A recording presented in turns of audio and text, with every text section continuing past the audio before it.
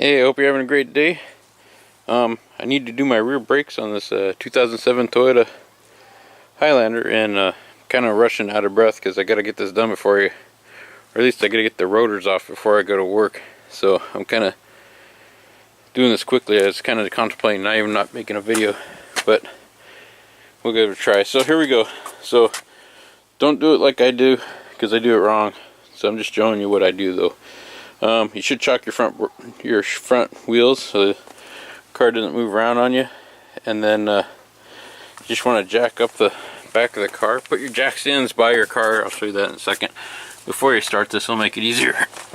If you go down here, there's a jack point right there. It's this little center nub thing in the rear. You jack it up. I leave my jack stand in place in case there was ever a problem. Somebody could hopefully get the car off me or something, and just an extra safety precaution. So I got a little tension on this, but it's not really supporting, but it is touching it with some ready to go in case somebody needed to get that up off me or something. Anyways, I'll show you how I got the side ones. Ouch, hard on the elbows there. So you'll just have these little lip deals there. You just put your jacks there. It's like that on the other side too. So chock your front, back up, jack it up with that rear jack point I showed you. Slide those in there, make sure they're nice and firm. Before you do all that, you want to get what size did I end up using? Oop, the dog's running around here. Let's see.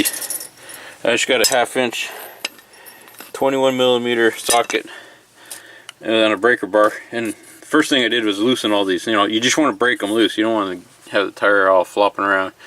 So I went and loosened these on both sides, then jacked up the vehicle.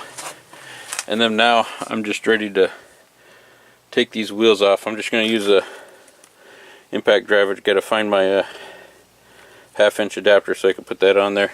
So I'm just going to zip off that wheel and I'll pick it up after I'm done with that. Alrighty, so kind of moving along quickly here. Figured to make another quick take before I get too far into it. So, but I don't even know where I videoed last time. So all I do is I took the bolts off, took the tire set aside. Then, if you come back in here, there's a top copper bracket bolt.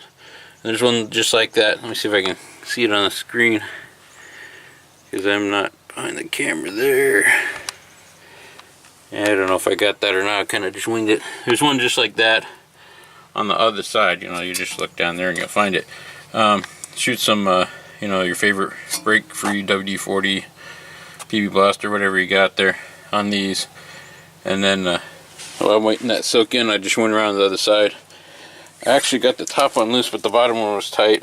And let's see, this ended up being a 17mm, and my extension's long, so it should soak long enough now.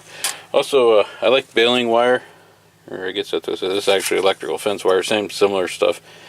I just got a spool of this a long time ago, and somewhere, I think in my pocket, I got my wire cutters. And should have that ahead of time because that's anticipating I'm going to take this off.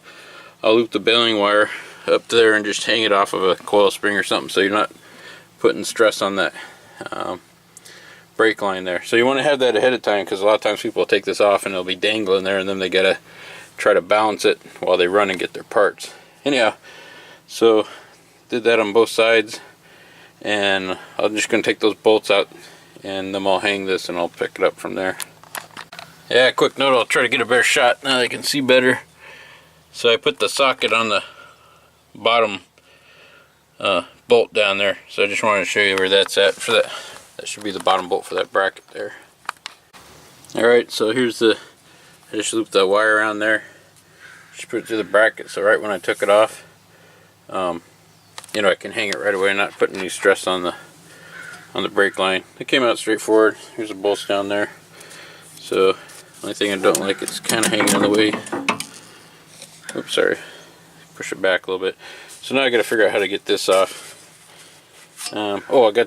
So first thing I'm going to do is take off my parking brake, because it's probably holding that on, and then I'll figure out how this comes off. I don't know what the deal is with this thing is. It's got a mark on it. It's kind of weird looking.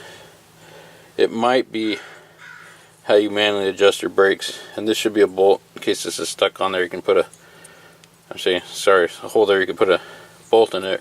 maybe pop that off. We'll see. We'll get back to that. Alright, I got the rotor off. Some tips is, you can see the inside of this. I'll show you what it looks like on the other side. I haven't taken it apart yet. But that rubber cap was right there. So that was just, I don't even, it's probably to adjust the brake spoons or something. So this has got disc brakes on the outside, and this is your, should be your parking brake assembly in here. I took a dead blow hammer and kind of hit around here, try to loosen it up. And this probably wasn't a good thing, but again, don't do it the way I do it. I'm just showing you what I did. I tapped it in the back a little bit, and that broke it free. Let me show you what it looks like on the other side. And I also recommend you just do one side at a time. That way, if you goof something up, you kind of know what's going on. But here's what I was talking about. You look at this and you're like, whoa, looks like that's one piece of metal, but it's not. And so I shot penetrating oil here, let it soak for a while. When I disassemble all this thing, again, I just tapped like up here. Oh, that's nice. They put the minimum thickness on here. That's usually hard to find. Your auto parts store should have that info though. Anyways, so you know, I just beat on it with the dead blow hammer. You don't want to use like a metal hammer to deform this rotor. Ideally, you're supposed to put bolts in here and there, and then you screw them in and it pops it out, but it's kind of in a hurry. So anyway, so I got that off. I just got to take this side apart, and then I'm going to take the rotors in and see if I can get them turned. Then I got to put all this back together. Alright, I'm almost done here, or for right now. I just want to point this out. What I like to do is, like, I'm going to have to take those rotors in, get them turned, and then come back and finish this up. So you don't want to be like losing your parts and stuff. So all I do is I took these lug nuts and I just, you know, put on a few screws, a few threads there, so I know where they all went. So I'm not going to look for them. And then these are the caliper bolts. Oh, you can see it really good right here. So that's where those went. Maybe I'll just, should probably put them up in here. That makes more sense. This will be fine. I just don't want to lose them, you know. So you just slide those in like that. And then one other thing I wanted to show you here, up here on the front, you want to pop your hood. I'm not ready for this, and brake fluid tends to suck in a lot of moisture, so I don't want to do this ahead of time. Don't be scared. This is a Toyota thing. These things flop around. I don't know why they made them like that. I guess maybe counter vibration or something, but that's just how they are. This is OEM. But what I was going to say is, when you kind of want to know where your fluid is, like mine's up at the top here, which is kind of odd that it's that high. It's maxed out.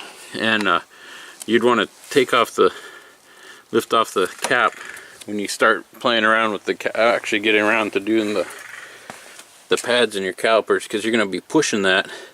And I don't have my new brake shoes. My new brake shoes are going to be a lot thicker, and so that'll push the piston in. And so that fluid, if you have this cap on, it's kind of like vacuum sealed. And by taking that cap off when you're doing that, and keeping an eye on this, as I put the new calipers in, it's going to raise this fluid level, so you don't want it like gushing out all over the place. And you don't want this cap on here, because if it is, it's going to be, you know, creating a seal, and you'll be fighting that and putting a lot of extra stress in your system. So again, I'll do that later when I'm actually doing the job.